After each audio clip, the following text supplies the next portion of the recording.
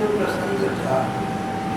श्री कृष्ण का ये संकेत देना कि लक्ष्य का, मेरे अवतार का लक्ष्य पूरा हो चुका, अब मुझे अपने स्वधाम, अपने नित्य धाम वापस चले जाना है।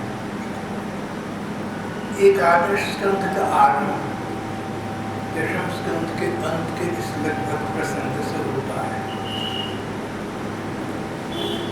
सुखदेव जी कहते हैं, कृत्वाद्यत्यवधम कृष्ण सरामो यदुर्वृता भूवतार यद भारम प्रविष्टम जनयन कवि। श्री कृष्ण ने वैनाकी और अन्य यदुवंशियों के साथ मिलकर बहुत से दुष्टों और दुर्जनों का संहार किया। कौरव पांडवों में धर्म युद्ध कराकर धर्म की स्थापना की, अधर्म का भार पृथ्वी पर से उतार दिया।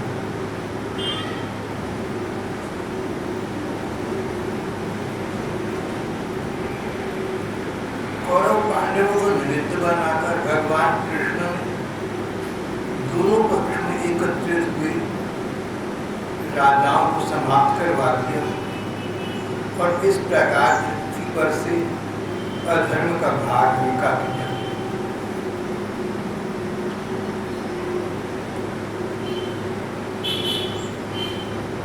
पृथ्वी ने प्रार्थना की थी, दुष्टों का भार मुझसे सहन नहीं होता। उस समस्या का समाधान करने के भगवान अवतार लेकर आए। वो लक्ष्य तो पूरा हो गया, पर भगवान ने मन में सोचा कि जो मेरे अपने वंश के लोग हैं, यदुवंशी, ये लगातार शताब्दियों से प्रत्येक स्थान पर पूर्ण सफलता प्राप्त करती आ रही है। जिस प्रकार अग्नि के पास लोहा रख दो तो लोहा लाल हो जाता है, अग्नि हट जाएगी, लोहा फिर काला का काला हो जाएगा। श्री भगवान ने विचार किया, जब वे इस संसार को छोड़कर अपने नित्य धाम को चले जाएंगे, यदुवंशी पीछे रह जाएंगे, सत्ता इनके पास है, सत्ता इन्हें प्राप्त है, पूर्ण सत्ता इन्हें प्राप्त हो सकता है। इस प्रकार की पूर्ण सत्ता प्राप्त करने पर ये निरंकुश हो जाए, इन पर कोई अंकुश न रहे, ये मनमानी कर रही और यहाँ तक कि अधर्म करने पर उतारू हो जाए। इसलिए स्वधाम गमन से पूर्व यदुवंशियों को मुझे यहाँ से समाप्त कर देना चाहिए।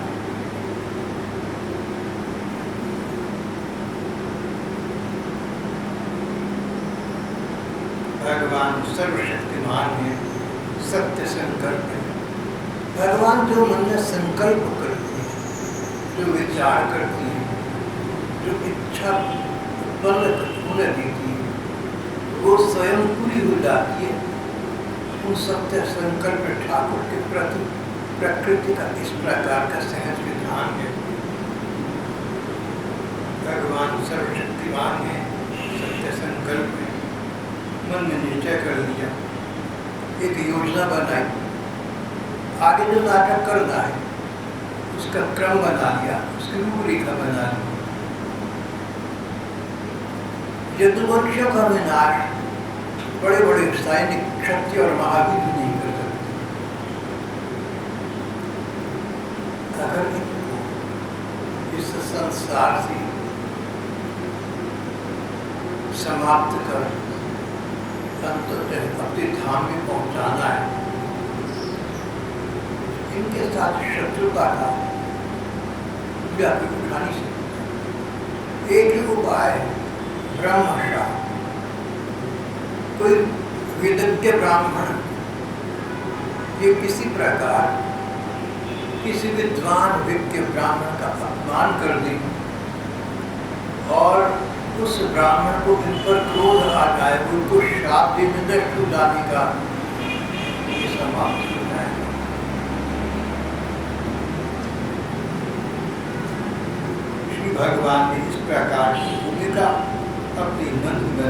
नंद अपने ही वंश का यदि सत्ता से ग्रस्त होकर वो अन्याय अत्याचार करता हो, इस प्रकार के अपने भी वंश का भगवान ने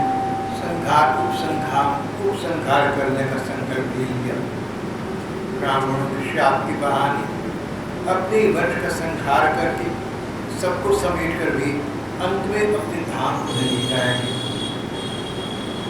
सुखदेव जी कहते परीक्षित, भगवान कृष्ण की मूर्ति विग्रह मूर्ति इन लोगों के सौंदर्य का तिरस्कार करने वाले,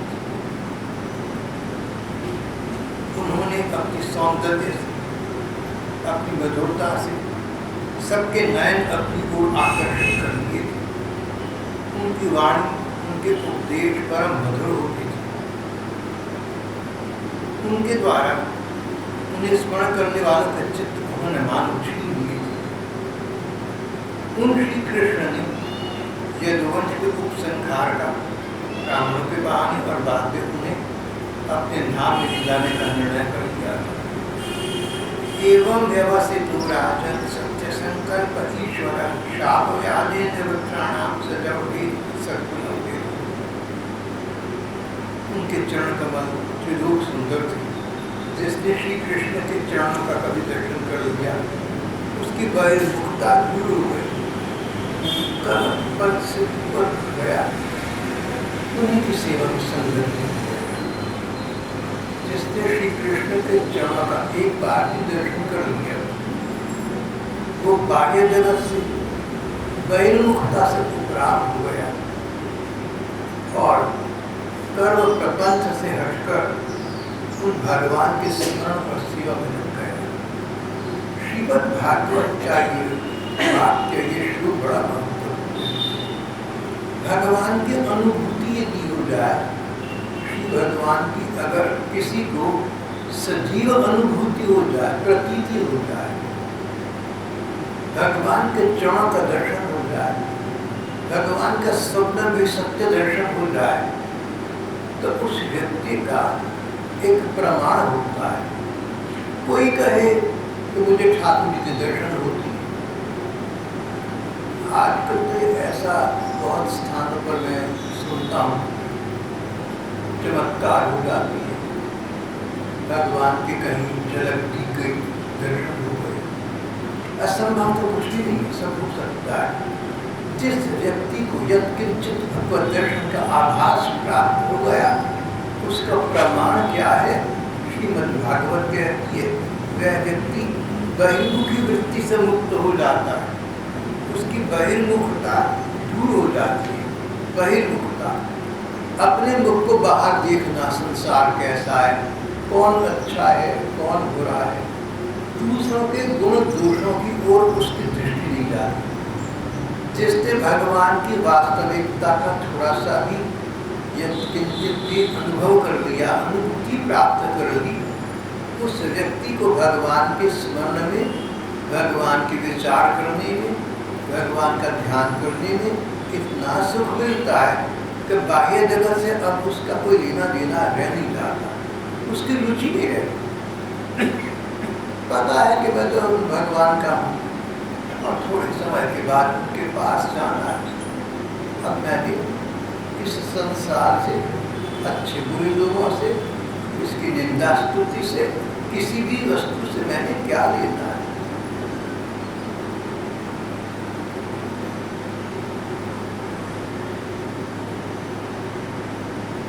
किसी समय ट्रिब्यून के मुख्य संपादक मिस्टर नटराजन थे, प्रसिद्ध व्यक्ति थे, पत्रकारिता के जगत में उनका नाम था। मेरा हमसे थोड़ा बहुत संबंध बना रहता है। तो एक बार मैंने उनसे फोन पर कहा कि आप अमुक काम ऐसा कर सकते हैं। उन्होंने कहा कि मैं अम्बाला छोड़कर अब दिल्ली जा रहा हूँ, यहाँ का कार्य समाप्त कर रहा हूँ, वाइंड अप कर रहा हूँ। आप समझ सकते हैं कि मेरे my interest are very limited. मेरी रुचि तो अम्बाली में समाप्त होती है। अम्बाली में कौन क्या कहता है, क्या करता है, मेरा तो रुचि क्षेत्र दिल्ली हो गया। स्थानीय अभिरुचि समाप्त हो गई। मुझे उनकी बात से बहुत शिक्षा मिली। अगर हम भगवान के हैं, हमें उनके चरणों में रहना है, तो हमारा मुख्य आकर्षण भी भगवान होंगे, ये संसार नहीं होगा। और जब ये संसार हमारे हृदय के आकर्षण का क्षेत्र न रहेगा, तो कौन अच्छा है, कौन बुरा है, कौन अपना है, कौन पराया है, ये भेदभाव हमारे हृदय को आच्छादित न करेगा, हमारे मन पर ये भेदभाव छाया न रहेगा। भगवत स्मरण करने वाली व्यक्ति को अपनापन सुहाता है, भेदभाव नहीं सुहाता। भगवान के ध्यान में मन का तल्लीन होना, भगवान के स्मरण में मन का स्वयं जाना उस व्यक्ति का होगा जिसको भगवान का यत्किंचित आभास प्राप्त हो गया, जिसको भगवान का थोड़ा सा भी निजी अनुभव हो गया, जिसे भगवान के श्री विग्रह के किसी अंश का भी दर्शन प्राप्त हो गया। वो अंश दर्शन भी इतना पर्याप्त होगा कि व्यक्ति की बहिर्मुखी रुचि समाप्त हो जाएगी, संसार की ओर नहीं ताकेगा, नहीं देखेगा, बहिर्मुखी वृत्तियां समाप्त हो जाएंगी, कर्म प्रपंच से ऊपर उठ जाएगा। कर्म प्रपंच, ऐसे कर्म करना इनका ये पुण्य होगा, ऐसे कर्म न करना इनको पाप लगेगा, ये जो धार्मिक संगठन है, बंधन है, इनसे भी ऊंचा उठ जाएगा। धर्म भी व्यक्ति के जीवन में तब नहीं रहता जब भगवान का स्वाभाविक समावेश हो जाता है। तभी तो बाद में भगवान ने अर्जुन से कहा था, गीता का अंत क्या है, गीता का अंतिम सार क्या है? सर्वधर्मान परित्यज्य, सब धर्मों का परित्याग, बिल्कुल त्याग करते, सोच ही मत धर्म क्या होता है। सर्वधर्मान परित्यज्य मामेकं शरणं व्रज, एकमात्र मेरी शरण में आ जाए। जो व्यक्ति एकमात्र भगवान की शरण चाहता है, उसे शरण धर्म के अतिरिक्त, उसे शरणागति धर्म के अतिरिक्त अन्य किसी धर्म से कोई लेना देना नहीं होगा। उसकी बहिर्मुखी वृत्ति शांत हो जाती है, अंतर्मुखी हो जाता है, अंदर के नयन खुल जाते हैं, अंतर्वृत्ति जागृत हो जाती है, मन के अंतरतम के सौंदर्य का अवलोकन करके वो संतुष्ट प्रसन्न रहता है। बाह्य जगत से उसने क्या लेना देना है।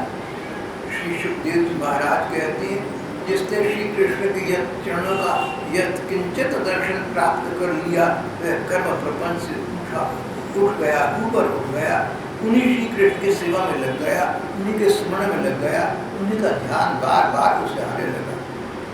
फिर वो सांसारिक दायित्व और कर्तव्य को प्रधानता देता है। पालन तो सबका करता है, सबके प्रति कर्तव्य पालन अपनी रूप से करना चाहिए।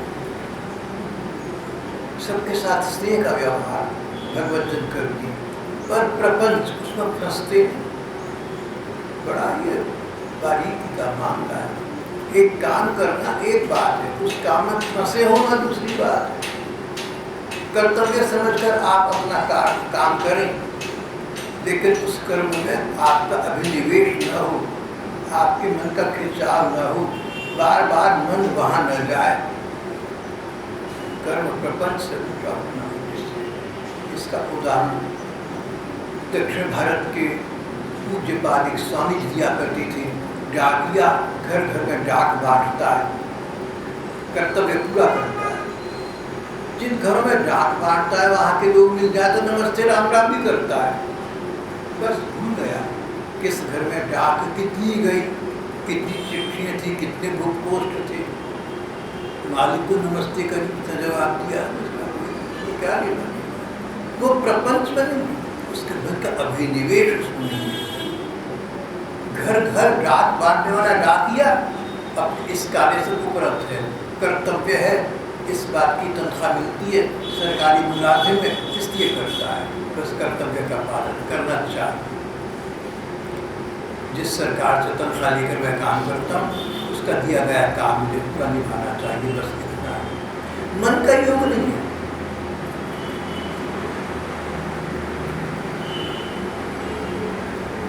जो व्यक्ति भगवान की शरण में चला गया, जिसने भगवान को अपना मान लिया, जिसको इतना ज्ञान बोध हो गया, इतना तत्व बोध हो गया कि अंततः भगवान ही अपनी है, उसको भगवान का स्मरण सूझता है, स्वयं भगवान का विचार आता है, उसकी रुचि भगवान के प्रति स्मरण में हो जाती है, नाम जप, रूप का ध्यान, प्रार्थना इत्यादि। जहाँ भगवान की चर्चा होती उस सत्संग में मन का सन्निवेश हो जाता है।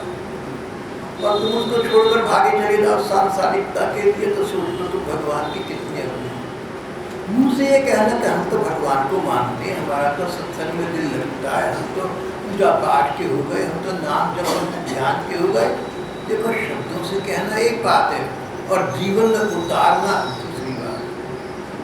भगवान भावग्राही, भगवान आपकी भावना देखते हैं, बाह्य आचरण पर भगवान नहीं चाहते। इसलिए जितने भगवत भक्त हैं बाह्य आचरण से अपने को उपराम कर लेते हैं, अंतर्मुखी हो जाते हैं, अंतर्मन में श्री कृष्ण के स्मरण से अपने अंतर हृदय को आलोकित रखते हैं। कहती हैं कि भगवान ने ऐसा सुंदर श्री विग्रह प्रकट किया कि जिसके मन में उसका कोई करुणा भाग भी समा गया, वो भगवान के स्मरण में लगा रहता है। उसको संसार से, बाह्य जगत से, इस दुनिया से रिश्तेदारी, दुनियादारी, अपना पराया, इन सब बातों के प्रपंच में नहीं पड़ता, इनका फंसता नहीं, अपने मन को नहीं लगाता। तन संसार में मन भगवान के स्मरण में। भगवान ने सुंदर ही विग्रह प्रकट किया, उसमें सुंदरता थी, मधुरता थी, लावण्य था, मिठास था। फिर इन भगवान ने अवतार लेने का उद्देश्य, जो लक्ष्य था, उसको पूरा किया।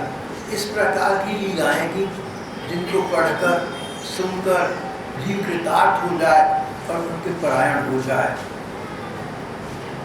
श्री भगवान ने प्रकार प्रकार की मधुर लीलाएं की। उनको पता था कि जो सुंदर लीलाएं करेंगे, सुमधुर लीलाएं करेंगे, आने वाले कवि और लेखक उन पर अपनी रचनाएं लिखेंगे, कवि कविता लिखेंगे। आदि कवि वाल्मीकि ने भगवान राम की रामायण लिखी। वाल्मीकि रामायण कितनी बड़ी कविता है।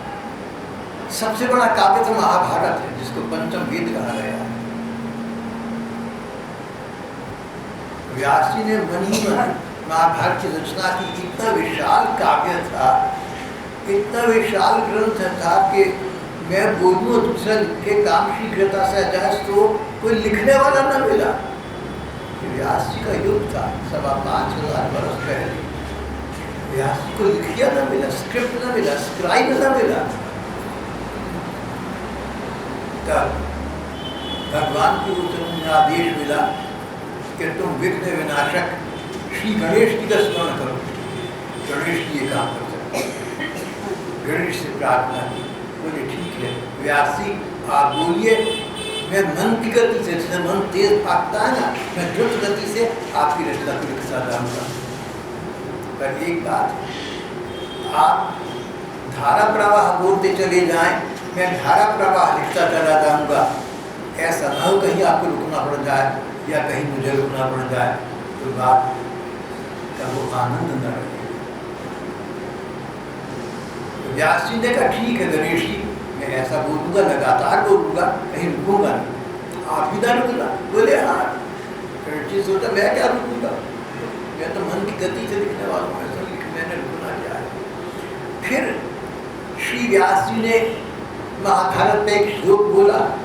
श्लोक क्या था जी? हाँ, क्या आरंभ है उसका? माता खचरी च पिता खचरा, खचरस्य सुती न खचरा, माता रुदती हा खचरा खचरा। गणेश जी बोले व्यास जी क्या बोल रहे हैं आप, क्या लिखूं? बोले अच्छा कर गए। फिर दोबारा शुद्ध, दोबारा स्पष्ट बोलकर बोले अच्छा बात है। ये तो मैंने आपको प्रसंग पर एक बात बताई। भाव ये कि कविगण, लेखक, रचनाकार जहाँ कोई चीज़ उनके हृदय का स्पर्श करती है, उनके मस्तिष्क को प्रभावित करती है, रचना के रूप में उसे अनुदित कर देती है। श्री भगवान ने कहा मेरी मधुर लीलाएँ हैं, इनका कवि लोग गान करेंगे। इस प्रकार ये मेरी रचनाएं, मेरी ये लीलाएं मानव जाति की आने वाली पीढ़ियों तक पहुंचेगी। बड़े बड़े सुकवियों ने भगवान की लीलाओं का सुंदर भाषा में वर्णन किया है। इसलिए भगवान ने सोचा कि मेरे चले जाने के बाद लोग मेरी इस कीर्ति का गायन करेंगे। कुछ लोग इसे गाएंगे, कुछ सुनेंगे और अन्य लोग इसका स्मरण करेंगे। और इस प्रकार भगवान की लीलाएं सुनकर, कहकर, स्मरण करके जीव मात्र जो ऐसा करेगा संसार के सागर से पार हो सकेगा।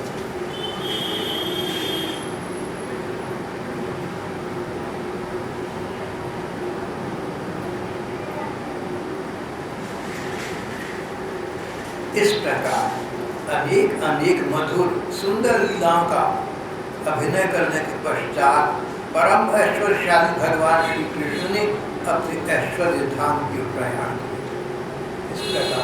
इस प्रकार की लीलाएं करके जिनको सुनकर, देखकर जो चाहे उन लीलाओं के परायण हो सके, उनसे परम सुख प्राप्त कर सके। इस प्रकार की लीलाएं संपन्न करने के बाद, अवतार की लक्ष्य पूर्ति होने के बाद, अभीष्ट सिद्धि हो जाने के बाद श्री भगवान अपने धाम को चले गए। ऐसा कहकर सुखदेव चुप हो गए। राजा परीक्षित ने कहा, भगवान सुंदर कथा सुनी मैंने आपसे। आपकी शैली, आपकी वक्तृता इस प्रकार की है कि स्वयं मधुर है। आपके लीला के कथोपकथन में प्यासे को प्यास भूल जाती है, भूखे को भूख भूल जाती है। इतना कि प्यासे के सामने पानी रख दो, भूखे के सामने खाना रख दो, लेकिन वो आपकी कथा से विश्राम नहीं लेगा, पहली कथा सुनेगा, ये तो बाद में देखा जाएगा। इतनी मधुर है आपकी सुनाई गई कथाएं। पर मैं एक बात जानना चाहता हूँ। पहली बार यदुवंशी बड़े ब्राह्मण भक्त थे, उदार हृदय थे, बड़े बूढ़ों की सेवा करने वाले थे। सबसे बड़ी बात तो ये कि उनका चित्त स्वयं भगवान में लगा रहता था। भला उनसे ब्राह्मणों का क्या अपराध हो सकता था जो ब्राह्मणों ने श्राप दे। परीक्षित ने कहा, यदुवंशी ब्राह्मण भक्त थे, बड़े बूढ़ों की सेवा करने वाले थे। परीक्षित ने जिस गुण को महत्व दिया, कुल के बड़े बूढ़ों की सेवा करने वाले थे। जो पुष्ट, जो पीढ़ी अपने बड़े बुजुर्गों का ध्यान और सम्मान रखती है, वो उन्नति और सदगति को प्राप्त है। नहीं तो समाज और संसार अवनति की ओर जाने लगती है। जिस घर में बड़ी बूढ़ों का सम्मान नहीं है, उस घर की स्थायी उन्नति नहीं हो सकती। और यदुवंशी इनका मन तो भगवान में लगा रहता था। मेरा ब्राह्मण का इनसे अपराध कैसे बन गया? इतना कि ब्राह्मण ने श्राप दे दिया। श्राप का क्या करना था? कैसे ऐसी स्थिति बनी? आप कृपा करके कुछ बात मुझे खोल कर बताइए।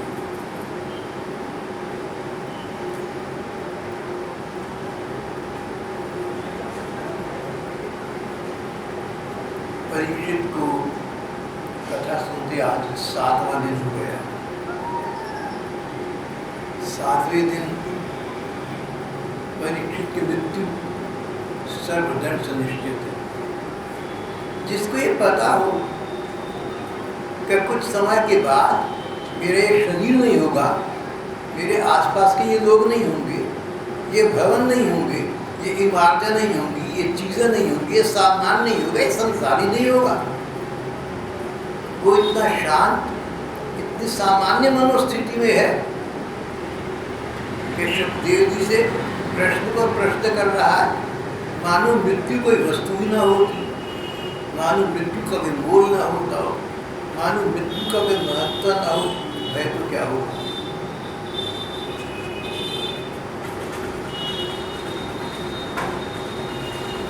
कोई सामान्य व्यक्ति होता तो सोचता चलो कथा तो बहुत सुंदरी समझ ली आ गई। अब एक दिन शेष है, इसमें मैं घर के गृहस्थी के राज के काम निपटा आप तो वांछित कर। लेकिन परीक्षित ही सबसे उपरत हो चुके, सबसे अपने मन को हटा चुके। जब तक हम सांसारिकता से मन नहीं हटाएंगे तब तक सांसारिकता दुनियादारी हमें अपने फंसाई रखेगी, हमें ग्रस्त करेगी, हमें त्रस्त करेगी, हमें कष्ट देगी। संसार में जो सुख प्राप्त होते हैं अंततः वो भी दुख देने वाली है। विवेकवान ज्ञानवान लोग संसार को कष्टप्रद जानकर अपना मन समय रहते श्री भगवान में लगा देते।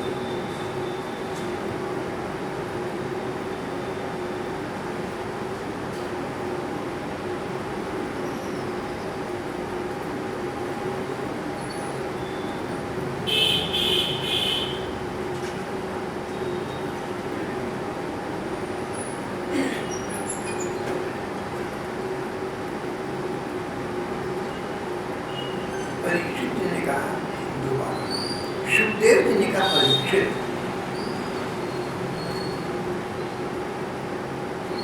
अब भगवान द्वारकापुरी में वसुदेव जी के घर रहकर मानो काल रूप से हम निवास कर रहे, जिन भगवान ने अब तक सबको जीवन दान दिया, सबकी रक्षा की, अब अपना अंतिम कार्य उन्होंने लगाया यदुवंश का विनाश। न तो ये सत्ताग्रस्त होकर संसार में कहीं आतंक कर सके, न तो समाज परिवार को इनके कारण कष्ट हो, और न अंत समय में को कर्म करके ये लोग दुर्गति को प्राप्त हो। दोनों का कल्याण इसी में है कि इस सत्ता को, इस शक्ति को यही समाप्त कर दिया।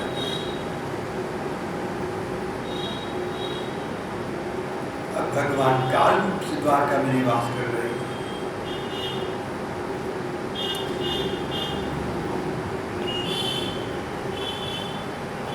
उन भगवान का विधान था, उन भगवान की लीला थी, उनका नाटक था। योजना तो उन्होंने बनाई थी। सिद्धि साध्य सतावस्त संत जन महापुरुष जो संकल्प करते हैं, सफलता उनके पीछे उनका अनुगमन करती है, अपने आप उन्हें प्राप्त होता है। फिर सत्य नियामक भगवान की तो बात ही क्या है। उन्होंने योजना बनाई और उनकी योजना को सफल करने के लिए बानक स्वयं बनने लगी। एक दिन यदुवंश के कुछ उद्दंड कुमार खेलते खेलते ऋषि मुनियों के पास जा पहुंचे।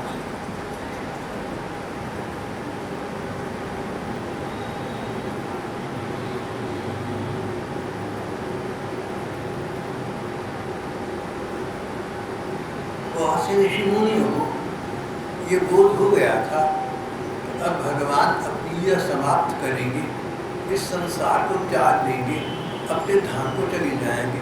जब तक भगवान है तब तक तो हम उनके साक्षात श्री विग्रह के दर्शन का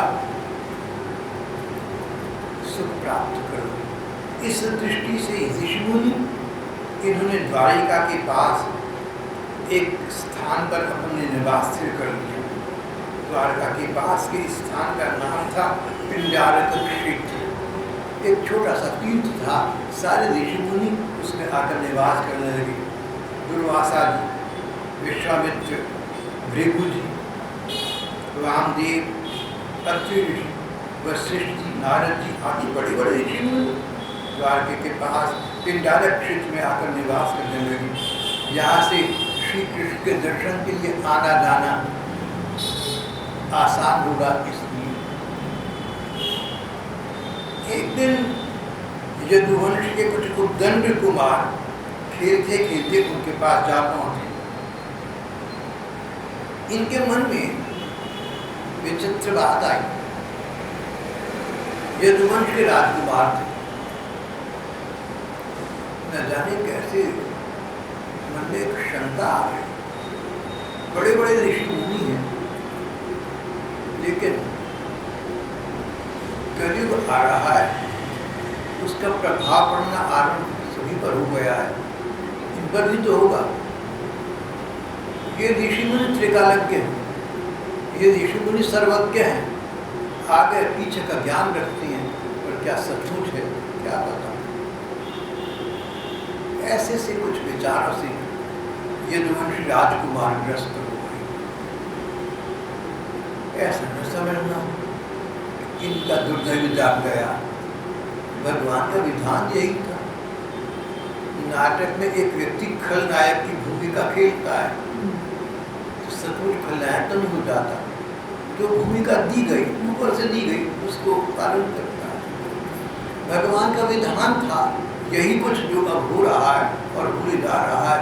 यदुवंश के मन में विचार आया कि देखो ये ऋषि मुनि क्या सचमुच पहुंचे हुए हैं या कलिकाल इनको प्रभावित कर रहा है।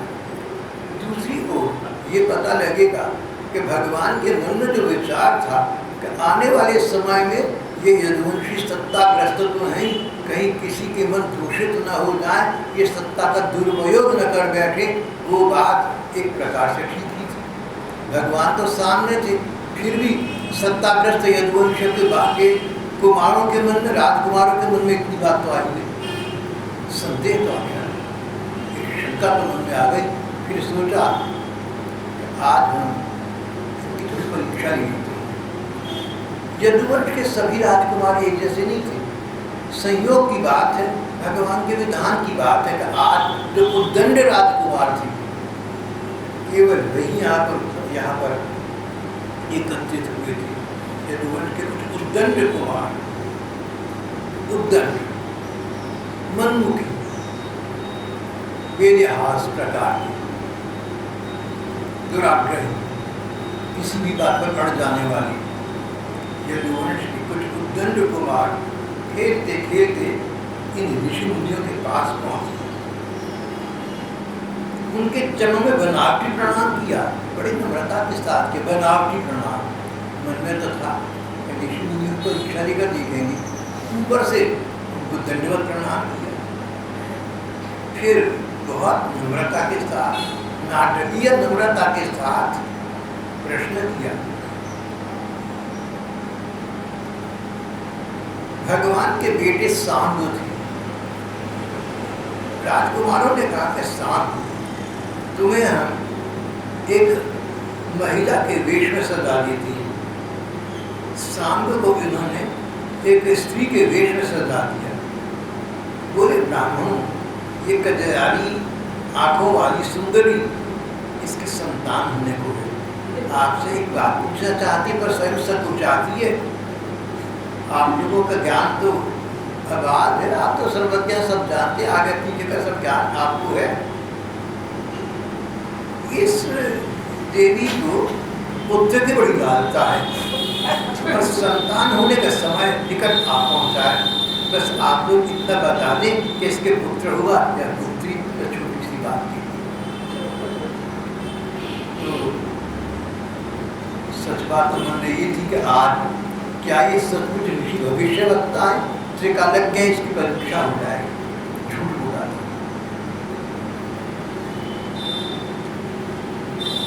बड़ी बात सहज करी, स्वाभाविक बात, इस महिला की संतान होने वाली है, आपसे पूछने से कुछ आती है, साधारण स्वाभाविक था, सब कुछ आती होगी। जानना ये चाहते पुत्र हो या पुत्री, ये कामना संसार समाज में सदा से बनी आ रही। बड़े सहज भाव से ऋषि मुनियों से प्रणाम करके प्रश्न पूछा, बस आप लोग कितना बता दें। जब यदुवंश कुमारों ने इस प्रकार उन ऋषि मुनियों को धोखा देना चाहा, तो देखिए भगवान की प्रेरणा। यदुवंशियों ने इस प्रकार की बात की, भगवान के भक्त तो ऐसी बात नहीं करते। यदुवंश के राजकुमारों में एक प्रकार की उद्दंडता आ गई थी, एक प्रकार का गर्व गौरव आ गया था। सारे संसार पर हम राज्य कर रहे हैं, हमें कौन जीत सकता है। उससे प्रेरित होकर उन्होंने ये प्रश्न किया। अगर भगवान के भक्त हों, उनको तो भगवान भी ऐसा करने के लिए प्रेरित करें। भगवान से मना करते हैं। भगवत भक्त में और स्वयं भगवान के पुत्रों में कितना अंतर है। इसीलिए भगवान कहते हैं मुझे अपने भक्त अच्छे लगते हैं, अपने पुत्र पति पत्नी, अपने पुत्र परिवार आदि पुत्र नहीं। भगवान ने उद्धव जी से कहा, उद्धव जितने तुम मुझे प्रिय हो उतने अपने घर के लोग प्रिय नहीं। द्रौपदी के 5 बेटों को अश्वत्थामा ने मार दिया। भगवान कृष्ण अर्जुन अश्वत्थामा को बांध कर ले आए, बोले देवी तुम्हारे वंश का समूल नाश करने वाला ये दुष्ट अश्वत्थामा तुम्हारे सामने खड़ा है, हम इसका वध कर देंगे, इसके रक्त में स्नान करना तो। और तब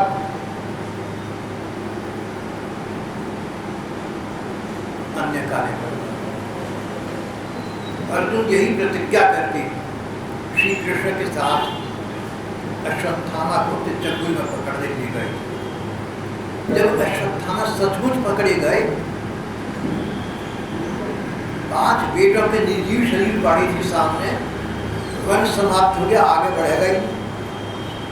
उस देवकी ने उस समय आंखों से आंसू पोंछे, अश्वत्थामा को हाथ जोड़कर प्रणाम किया, अर्जुन से कहा आगे पुत्र ये हमारे गुरु पुत्र हैं, द्रोणाचार्य से आपने शस्त्र विद्या सीखी थी, इनके पिता द्रोणाचार्य थे, उनसे अपने तीर कमान चलाने की शिक्षा ली थी, इनसे शस्त्र विद्या प्राप्त करके आप युद्ध में विजेता हुए हैं। आपके गुरु द्रोणाचार्य ही इस रूप में आपके सामने खड़े हैं, आप कुछ हो मुंज मुंज भीम को क्रोध आया, इन्होंने कितना महापाप किया, तुम देखती क्या कह रही हो। भगवान कृष्ण बोले द्रौपदी भीम की कह रही, ये महापापी दुष्ट है, ऐसे दुष्ट का वध करना ही चाहिए। भगवान ने बहन द्रौपदी से कहा, भगवान की बात द्रौपदी ने नहीं मानी, बोली नहीं कृष्ण मन नहीं चाहता। देखो 5 बच्चों के मरने पर जैसे मैं आज बिलख बिलख कर रो रही हूँ, इसके मरने पर इसकी माँ रोएगी, बात तो एक ही है। मैं माँ के दिल का दुख समझती हूँ। भगवान के भक्त भगवान के कहने पर भी अपने कर्तव्य से अपने स्वभाव से च्युत नहीं होती, द्रौपदी नहीं होती। लेकिन उनके जो वंश के लोग थे, राजकुमार, किसी उद्दंडतावश या किसी भी कारण से ऋषि से बनावटी प्रश्न तो कर ही बैठे, ऋषियों को क्रोध आया। जब कुमारों ने इस प्रकार उन ऋषि मुनियों को धोखा देना चाहा, तब ऋषि मुनि भगवत प्रेरणा से क्रोधित हो उठे। अरे ऋषि मुनियों ने क्या क्रोधित होना है, लेकिन भगवान की प्रेरणा ऐसी थी कि इनके द्वारा शाप दिलाकर यह दोष को नष्ट करना है। भगवत प्रेरणा से भी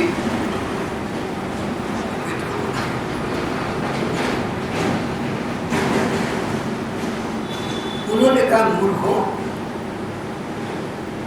ये एक ऐसा मूसर पैदा करेगी जो तुम्हारे कुल का नाश कर देगा।